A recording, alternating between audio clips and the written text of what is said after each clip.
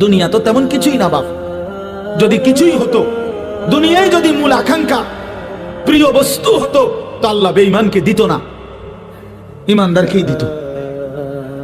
কিন্তু আল্লাহ তাআলা যেহেতু নাফরমানদেরকে দিয়ে দিছে, এটা বুঝাই যায় মুমিনের প্রিয় বস্তু আখিরাত, মুমিনের প্রিয় বস্তু জান্নাত। মুমিন সফল হবে সেদিন, হাসরের ময়দানে ডান হাতে আমলনামা পাবে যেদিন, ইনশাআল্লাহ। সেদিনই মুমিনের সফলতা। কত দেখলাম তোমারে ফাঁকি দিয়ে এই কাম বানাইলা, কোন ফাঁকি দিয়া?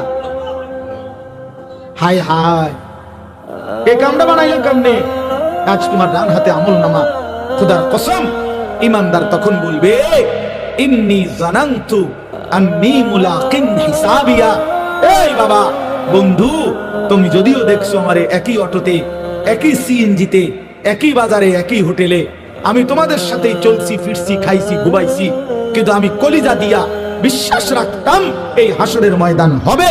এজন্য আমি বাজারও করছি, নামাজও করছি, ব্যবসাও করছি, হালালও কামাই করছি, আখিরাত মনে রাখছি। এজন্য ডান হাতে আমলনামা পেয়ে গেছি।